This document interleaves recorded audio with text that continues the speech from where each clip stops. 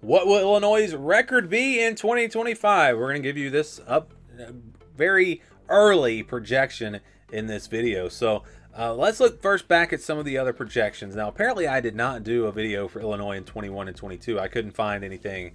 I guess those 2 years, maybe I didn't do every power team, but you look at the last 2 years. So last season, the projection was 5-7.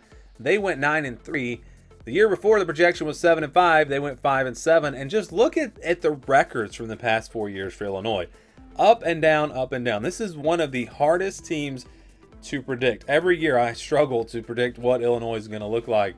Again, 5-7, down year, then up to 8-4, then down to 5-7, then up to 9-3. But with this schedule, I mean, it is hard. It is hard for me to see this team dropping off and going like 5-7 or 6-6. I don't see that happening. But we'll see what the numbers say with our projected record formula. And keep in mind, these are not official predictions. There is no human element to this. It's simply based off of numbers, based off of our tier rankings. So this is, again, the schedule, and this is the scale that we use. Games that stay in the white, those are going to be your 50-50 games. So Illinois is a tier 2 team. If they play a tier 3 team, that game will be in the purple. It'll be in the 61 to 70% range. But if that game is on the road, it drops to a 50-50 game, and that's kind of the way this works.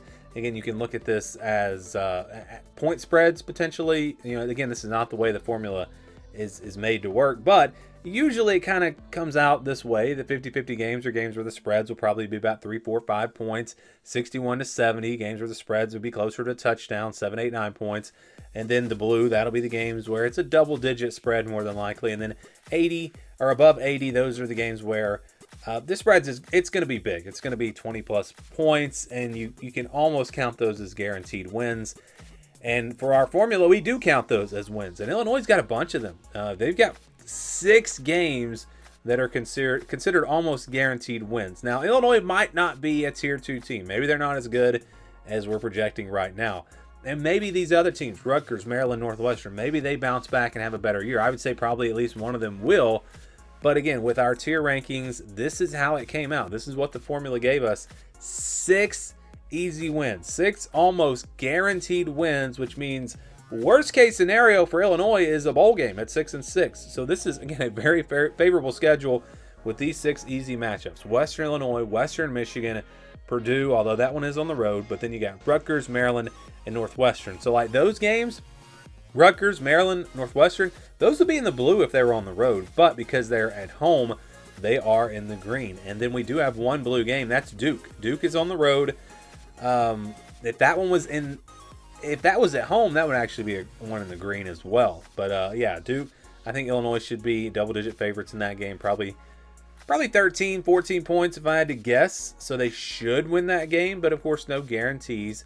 And then you go to the games in the purple, you got 3 of those, USC, Washington, and Wisconsin. So USC is a tier 3 team in our ranking. So Illinois is 2, USC is 3. Washington and Wisconsin are tier 4 teams, but because those games are on the road, that's why you see those games in the purple. So again, I think Illinois is probably going to be about a touchdown favorite in these games. USC might be closer to a 50-50 game, but I'll say Illinois will be favored by 5 or 6 points in that one. Washington, it's probably 7-ish maybe, in Wisconsin maybe 8, but who knows, those games on the road. And again, we don't know. This is based off a lot of last season, so we only moved teams up and down one tier from last year. You could not move more than one tier, so some of these teams are going to be much different. They're going to be a lot better, some might be a lot worse, but again, based off of that formula, these games do come out in the purple. Again, me personally, I think these games all might be a little closer to that 50-50 range, but not with our formula. And then you've got Indiana and Ohio State.